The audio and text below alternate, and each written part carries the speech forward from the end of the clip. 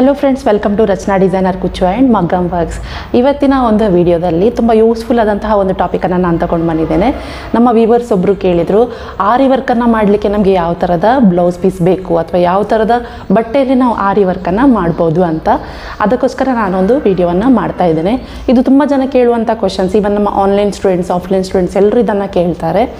ಮೊದಲನೇದಾಗಿ ಈ ಕ್ವಶನ್ಗೆ ನಾವು ಆನ್ಸರ್ ಹೇಳಬೇಕು ಅಂತಾದರೆ, ನೀವು ಯಾವ ಫ್ರೇಮನ್ನು ಯೂಸ್ ಮಾಡ್ತಿದ್ದೀರಿ ಅಂತ ಯೋಚನೆ ಮಾಡಬೇಕು. ಇಲ್ಲಿ ಎರಡು ಟೈಪಿನ ಫ್ರೇಮ್ಗಳಿರ್ತವೆ. ಒಂದು ರೌಂಡ್ ರಿಂಗ್ ಫ್ರೇಮ್, ಅದು ರಿಂಗ್ ಇರ್ಬೋದು, ರಿಂಗ್ ಸ್ಟ್ಯಾಂಡ್ ಒಳಗಿರ್ಬೋದು, ಅದು ರಿಂಗ್ ಅಂತಲೇ ನಾವು ಕನ್ಸಿಡರ್ ಮಾಡ್ತೇವೆ. ರಿಂಗಲ್ಲಿ ನಾವು ಬಟ್ಟೆಯನ್ನು ಇಟ್ಟು ಟೈಟ್ ಮಾಡಲಿಕ್ಕೆ ಹೋದಾಗ ಬಟ್ಟೆ ಸ್ವಲ್ಪ ಹಿಂಜಿದಾಗೆ ಆಗ್ತದೆ. ಹಿಂಜುದು ಅಂದರೆ ದಾರ ಒಂದು ಕಡೆಗೆ ಬಂದು ಸೆಟ್ಲಾಗಿ ನಿಲ್ತದೆ. ಆ ಪೋರ್ಷನ್ ನಮಗೇನು ಕಾಣ್ತದೆ, ಗ್ಯಾಪ್ ಬಿದ್ದ ಹಾಗೆ ಕಾಣ್ತದೆ ಅಥವಾ ಡ್ಯಾಮೇಜ್ ಆದ ರೀತಿಯಲ್ಲಿ ಕಾಣ್ತದೆ. ಅದನ್ನು ಹೆಚ್ಚಿನ ಸಾರಿ ನಾವು ಕೈ ಸೂಜಿ ಹಿಡ್ಕೊಂಡು ದಾರವನ್ನು ಹತ್ತಿರ ಮಾಡಿ ರಿಪೇರಿ ಮಾಡಲಿಕ್ಕೆ ಆಗ್ತದೆ, ಬಟ್ ನಮಗೆ ಒಂದು ಸ್ಯಾಟಿಸ್ಫ್ಯಾಕ್ಷನ್ ಇರೋದಿಲ್ಲ. ಸೊ ತೆಳುವಾದ ಬಟ್ಟೆಗಳು ಬಂದಾಗ, ಪ್ಯೂರ್ ಸಿಲ್ಕಿನ ಬಟ್ಟೆಗಳು ಬಂದಾಗ ನಮಗೆ ರಿಂಗನ್ನು ಯೂಸ್ ಮಾಡಿದರೆ ಬಟ್ಟೆ ಡ್ಯಾಮೇಜ್ ಆಗ್ತದೆ. ನೀವು ಎನಿ ಕೈಂಡ್ ಆಫ್ ಬಟ್ಟೆ ಯಾವುದನ್ನು ಕೂಡ ನೀವು ಹಾಕಿ, ಎಷ್ಟು ಗಟ್ಟಿ ಬಟ್ಟೆ ಬೇಕಿದ್ರೂ ಹಾಕಿ ಡ್ಯಾಮೇಜ್ ಆಗೋದು ಆಗ್ತದೆ. ಎರಡನೇದು ನಮ್ಮದು ರೆಕ್ಟಾಂಗ್ಯುಲರ್ ಫ್ರೇಮ್ ಅಥವಾ ಆರಿ ಕಾಟ್ ಅಂತ ನಾವೇನು ಕರಿತೇವೆ. ಅದರಲ್ಲಿ ನಿಮಗೆ ಬಟ್ಟೆ 4 ಸೈಡನ್ನು ಎಳೆದು ನಾವು ಕಟ್ಟಿರ್ತೇವೆ, ಆದ ಕಾರಣ ಬಟ್ಟೆ ಡ್ಯಾಮೇಜ್ ಆಗೋದಿಲ್ಲ.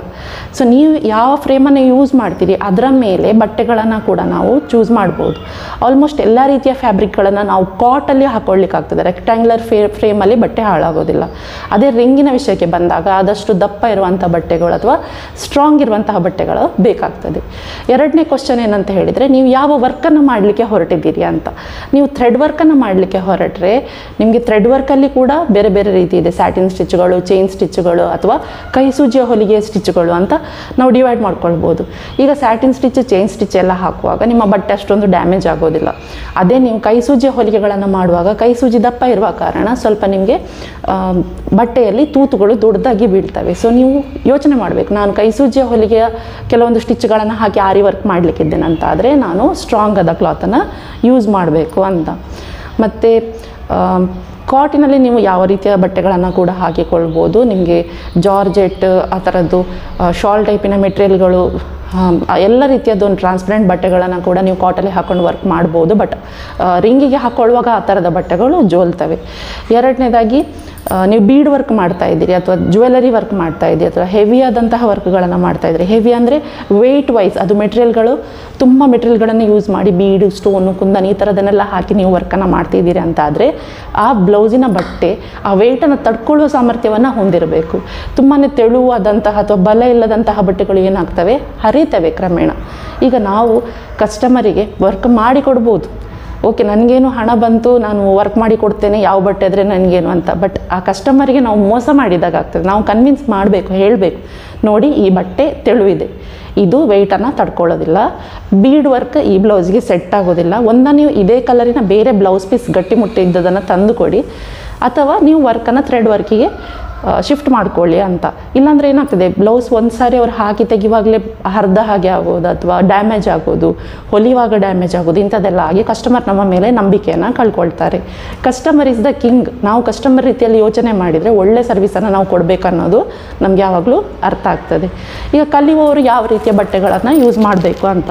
ಹೆಚ್ಚಿನವ್ರು ಹೇಳ್ತಾರೆ, ನನ್ನ ಹತ್ರ ಈ ಥರದ ಬ್ಲೌಸ್ ಪೀಸ್ಗಳಿವೆ, ಪಕ್ಕದ ಮನೆಯವರು ಹಳದಿ ಕುಂಕುಮಕ್ಕೆ ಕೊಟ್ಟಂಥ ಬ್ಲೌಸ್ ಪೀಸ್ಗಳು ಇಂಥದ್ದೆಲ್ಲ ಇರ್ತದಲ್ವ, ಇದೆಲ್ಲ ನೋಡಿ, ಈ ಥರದ ಬಟ್ಟೆಗಳೆಲ್ಲ ಗಟ್ಟಿಮುಟ್ಟಲ್ಲ. ಇದು ನೀವು ರಿಂಗಿಗೆ ಹಾಕಿದ ತಕ್ಷಣ ಏನಾಗ್ತದೆ, ಹಿಂಜಿ ದಾರ ಎಲ್ಲ ಹೆಚ್ಚು ಕಮ್ಮಿ ಆಗ್ತದೆ. ಸೊ ದಯವಿಟ್ಟು ಇಂಥದ್ದನ್ನು ನೀವು ಆರಿ ವರ್ಕಿಗೆ ರಿಂಗಲ್ಲಿ ಆದರೂ ಯೂಸ್ ಮಾಡಬೇಡಿ, ಕಾಟಲ್ಲಿ ಬೇಕಿದ್ರೆ ಹಾಕ್ಕೊಳ್ಬೋದು. ಬಟ್ ಇದು ವೇರ್ ಮಾಡಿದಾಗ ಕೂಡ ಅಷ್ಟೇ, 1-2-3 ಸಲ ವೇರ್ ಮಾಡಿದ ನಂತರ ಇದು ದಾರ ಎಲ್ಲ ನಾವು ಸೂಜಿಯಲ್ಲೆಲ್ಲ ಹಾಕಿರ್ತೇವೆ ಅಲ್ಲ ಆರಿ ನೀಡಲು, ಅಲ್ಲೆಲ್ಲ ದಾರ ಹಿಂಜಿದಾಗಿ ಆಗ್ತದೆ ಅಥವಾ ತೂತುಗಳು ದೊಡ್ಡದು ಬೀಳಲಿಕ್ಕೆ ಶುರುವಾಗ್ತದೆ. ಸೊ ನೀವು ಇಷ್ಟು ಕಷ್ಟಪಟ್ಟು ಇಷ್ಟು ಅವರ್ಸನ್ನೆಲ್ಲ ಇನ್ವೆಸ್ಟ್ ಮಾಡಿರ್ತೀರಲ್ವ. ಸೊ ಇಂಥ ಬಟ್ಟೆಗಳಲ್ಲಿ ದಯವಿಟ್ಟು ಆರಿ ವರ್ಕನ್ನು ಕಲಿಯುವವರಂತೂ ಬಿಲ್ಕುಲ್ ಮಾಡಬೇಡಿ. ಇನ್ನೊಂದು ಥರದ ಬಟ್ಟೆ ಬರ್ತದೆ, ಇದು ಒಳ್ಳೆ ಬಟ್ಟೆನೇ, ಇದು ಶಿಮ್ಮರ್ ಇದೆ ನೋಡಿ, ಮೆಟಾಲಿಕ್ ಹ್ಯೂಸ್ನಲ್ಲಿ ಬರ್ತದೆ. ಇದು ಸಿಲ್ವರ್, ಗೋಲ್ಡ್, ಇದು ತುಂಬ ಜನ ಹಾಕ್ಕೊಳ್ತಾರೆ. ಬ್ರೌನ್ಸ್ ಕಲರಲ್ಲಿ ಈ ಥರ ಈ ಬಟ್ಟೆ ಬರ್ತದೆ. ಇದರಲ್ಲಿ ಆರಿ ವರ್ಕ್ ಮಾಡ್ಬೋದು. ನೀವು ಹಗಲೊತ್ತಿಗೆ ಆರಿ ವರ್ಕ್ ಖಂಡಿತ ಇದರಲ್ಲಿ ಮಾಡ್ಬೋದು. ಇದರಲ್ಲಿ ಒಂದು ಪ್ರಾಬ್ಲಮ್ ಏನಂತ ಹೇಳಿದರೆ, ನೀವು ಹಾಕಿದ ಟ್ರೇಸ್ ಡಾರ್ಕ್ ಕಲರಲ್ಲಿ ಹಾಕಬೇಕಾಗ್ತದೆ.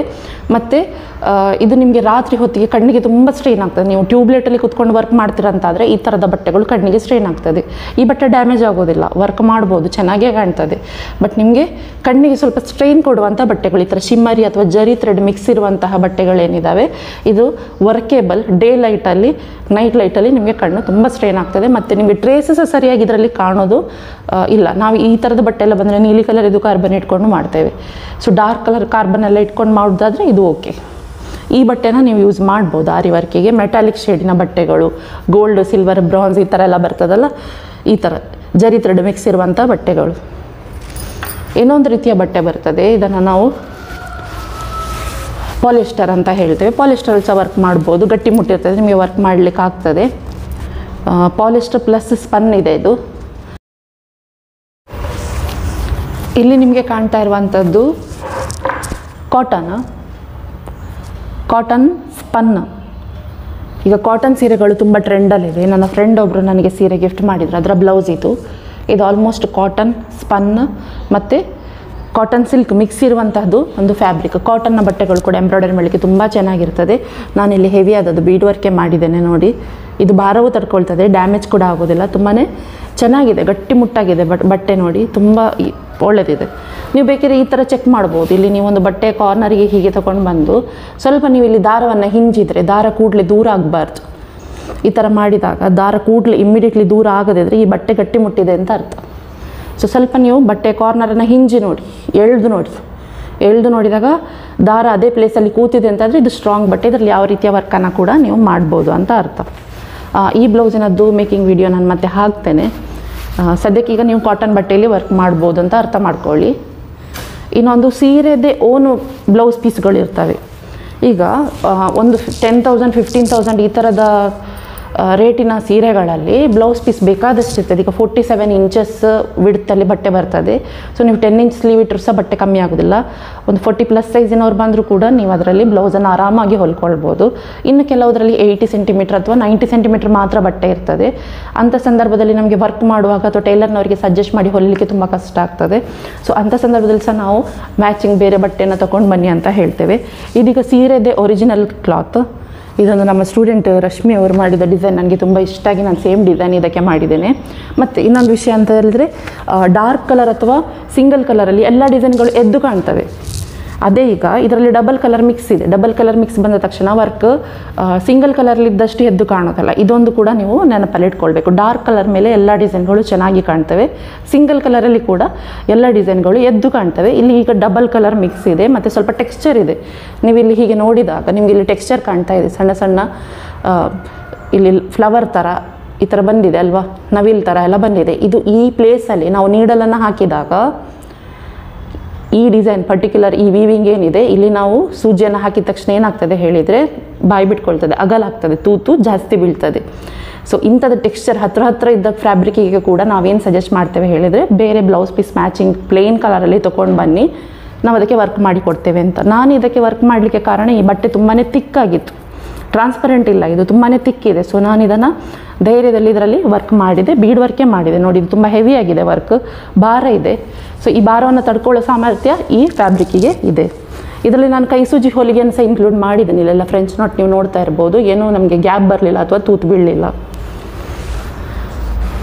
ಇನ್ನು ನಾರ್ಮಲ್ ನಮ್ಮದು ಈಗ 1300 ಸೀರೆಗಳೇನಿರ್ತವೆ ಅದರ ಬ್ಲೌಸ್ಗಳು. ಇದು ಸಹ ಅಷ್ಟೇ ಸೀರೆದ್ದೇ ಬಟ್ಟೆ. ಇದು ಈ ಥರ ಪಾಲಿಸ್ಟರ್ ಮಿಕ್ಸ್ ಬಂದಿದೆ. ಇದು ತುಂಬಾ ಗಟ್ಟಿಯಾಗಿದೆ, ಬ್ಲೌಸ್ ಪೀಸ್ ತುಂಬಾ ಗಟ್ಟಿಯಾಗಿದೆ. ಸೊ ಇದಕ್ಕೆ ಸಹ ನೀವು ತುಂಬ ಥ್ರೆಡ್ ವರ್ಕ್ಗಳನ್ನು, ಪಾನಿ ಚೈನೆಲ್ಲ ಇರುವಂಥ ವರ್ಕ್ಗಳನ್ನು ಮಾಡ್ಬೋದು. ಯಾವುದೇ ರೀತಿಯ ತೂತುಗಳೆಲ್ಲ ಬೀಳೋದಿಲ್ಲ, ಡ್ಯಾಮೇಜ್ ಆಗೋದಿಲ್ಲ.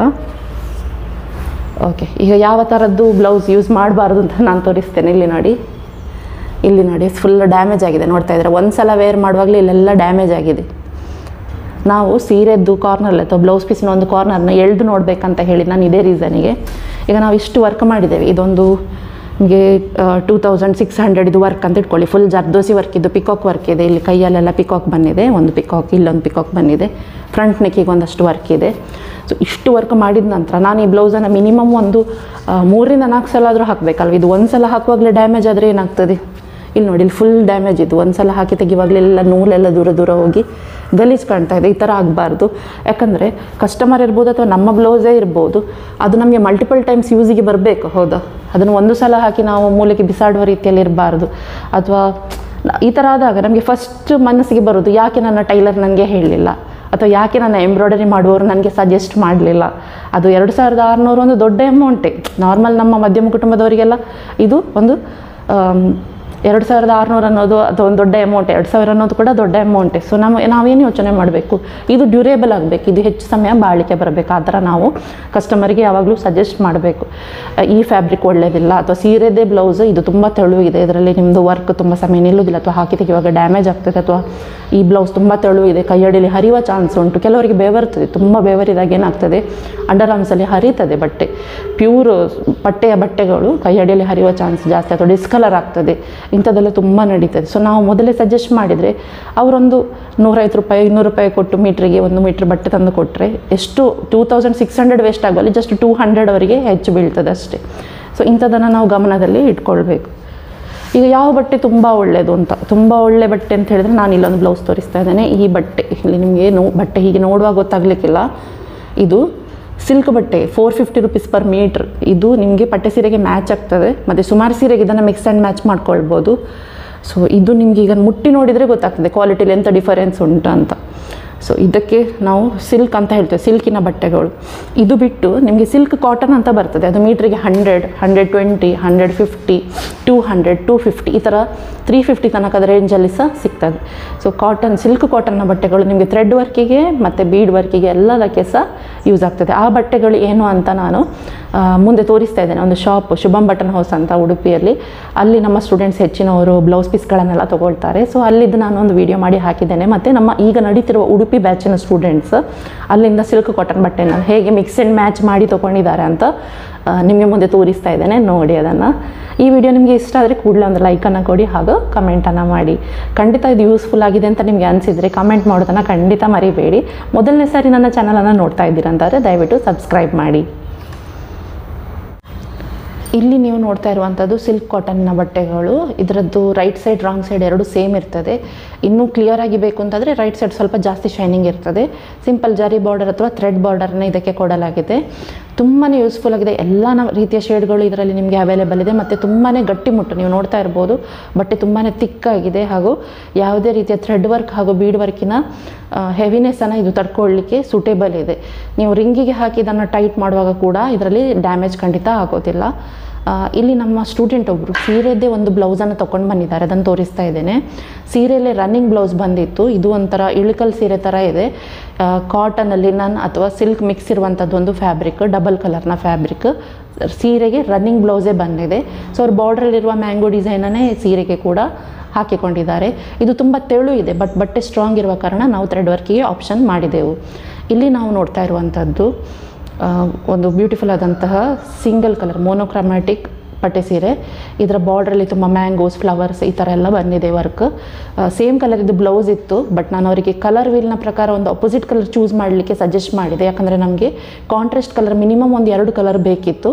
ಸೊ ಅವರು ಕಲರ್ ವೀಲ್ನ ಪ್ರಕಾರ ಒಂದು ಈ ಥರ ಡಾರ್ಕ್ ಗ್ರೀನಿನ ಬ್ಲೌಸ್ ಪೀಸನ್ನು ತಗೊಂಡು ಇವಾಗ ಸೀರೆ ಮತ್ತು ಬಾರ್ಡರ್ನ ಕಲರ್ಗಳನ್ನು ಯೂಸ್ ಮಾಡಿ ವರ್ಕನ್ನು ಮಾಡ್ತಿದ್ದಾರೆ. ಬಾರ್ಡರಲ್ಲಿರುವಂತಹ ಡಿಸೈನನ್ನೇ ಅವರು ಸ್ವತಃ ಟ್ರೇಸ್ ತೆಗೆದು ಇದಕ್ಕೆ ಹಾಕಿಕೊಂಡು ವರ್ಕನ್ನು ಸ್ಟಾರ್ಟ್ ಮಾಡಿದ್ದಾರೆ. ಇಲ್ಲಿ ನೀವು ನೋಡ್ತಾ ಇರ್ಬೋದು, ಇದು ಒಂದು ಮದುವೆಯ ಸೀರೆ ಅಥವಾ ಅವರ ಮದುಮಗಳ ಸೀರೆ ಇದು. ಇದಕ್ಕೆ ಒಂದು ಸೀ ಗ್ರೀನ್ ಕಲರಿನ ಬ್ಲೌಸ್ ಪೀಸ್ ಬಂದಿತ್ತು, ಬಟ್ ಇವಾಗ ಒಂದು 3 ವರ್ಷ ಆದ ನಂತರ ಆ ಬ್ಲೌಸ್ ಅವರಿಗೆ ಆಗ್ತಾ ಇಲ್ಲ. ಸೊ ಅವರು ಸೀರೆ ಕಲರಿದ್ದೇ ಒಂದು ಬ್ಲೌಸ್ ಪೀಸನ್ನು ಸಿಲ್ಕ್ ಕಾಟನ್ ಫ್ಯಾಬ್ರಿಕಲ್ಲಿ ತಗೊಂಡು ಇವಾಗ ಸೀ ಗ್ರೀನ್ ಕಲರಲ್ಲಿ ಮತ್ತು ಗೋಲ್ಡ್ ಕಲರಲ್ಲಿ ವರ್ಕ್ ಮಾಡ್ತಾ ಇದ್ದಾರೆ. ಸೊ ಇದು ವರ್ಕ್ ಜಸ್ಟ್ ಸ್ಟಾರ್ಟ್ ಆಗಿದೆ ಅಷ್ಟೇ. ಫಸ್ಟ್ ಬ್ಲೌಸ್ ಇದು ಅವರದ್ದು, ಥ್ರೆಡ್ ವರ್ಕನ್ನು ಸ್ಟಾರ್ಟ್ ಮಾಡಿದ್ದಾರೆ. ಸೊ ನಿಮಗೆ ಎಲ್ಲ ಶೇಡಲ್ಲಿ ಸಿಲ್ಕ್ ಕಾಟನ್ ಸಿಗ್ತದೆ. ಇದು ಇನ್ನೊಂದು, ಇದು ಪ್ಯೂರ್ ಆದಂತಹ ಕಾಂಜೀವರಮ್ ಟೆಂಪಲ್ ಬಾರ್ಡರ್ ಸೀರೆ, ತುಂಬಾ ಬ್ಯೂಟಿಫುಲ್ ಆದ ಆನಂದ ಕಲರ್ನ ಸಾರಿ ಇದು. ಸೊ ಇದಕ್ಕೆ ಕೂಡ ಸೀರೆದು ಬ್ಲೌಸ್ ರನ್ನಿಂಗ್ ಬಂದಿತ್ತು. ಅವರಿಗೆ ಸೀರೆಯಲ್ಲಿ ತುಂಬ ಪ್ಲೀಟ್ಸ್ ಬೇಕಿದ್ದ ಕಾರಣ ಬ್ಲೌಸ್ ಪೀಸನ್ನು ಕಟ್ ಮಾಡಿ ತೆಗಿಲಿಲ್ಲ. ನಾವು ಇದಕ್ಕೆ ಕಲರ್ ವೀಲ್ ನೋಡಿದಾಗ ನಮಗೆ ಸ್ಯಾಟಿಸ್ಫೈ ಆಗಲಿಲ್ಲ, ಆರೆಂಜ್ ಕಲರ್ ಸಿಕ್ಕಿತ್ತು. ಅದಕ್ಕೆ ನಾವೇನು ಮಾಡಿದೆವು, ಬಾರ್ಡ್ರಲ್ಲಿರುವಂತಹ ಗೋಲ್ಡ್ ಕಲರ್ ಅಥವಾ ಇಲ್ಲೊಂದು ಗಂಧದ ಕಲರ್ ನೀವು ಕಾಣ್ತಾ ಇರ್ಬೋದು, ಆ ಕಲರ್ನ ಫ್ಯಾಬ್ರಿಕನ್ನು ತೊಗೊಂಡೆವು. ಸೊ ಬಾರ್ಡರ್ಗೆ ಇದನ್ನು ನಾವು ಮ್ಯಾಚ್ ಮಾಡಿ ಸಿಲ್ಕ್ ಕಾಟನ್ನ ಫ್ಯಾಬ್ರಿಕನ್ನು ತೊಗೊಂಡೆವು. ತುಂಬಾ ಈ ವರ್ಕಿಗೆ ಇದು ಸೆಟ್ ಆಗ್ತಾ ಇದೆ. ಮತ್ತು ಬೇರೆ ಸೀರೆ ಒಟ್ಟಿಗೆ ಕೂಡ ಅವ್ರು ಇದನ್ನು ಹಾಕಿಕೊಳ್ಬೋದು, ಮಿಕ್ಸ್ ಆ್ಯಂಡ್ ಮ್ಯಾಚ್ ಮಾಡಿ. ಸೊ 2 ಆಪ್ಷನ್ ಇದೆ, ಕಲರ್ ವೀಲಲ್ಲಿ ಆಪೋಸಿಟ್ ಕಲರನ್ನು ಚೂಸ್ ಮಾಡೋದು ಅಥವಾ ಬಾರ್ಡರ್ ಕಲರ್ನ ಪಿಕ್ ಮಾಡೋದು.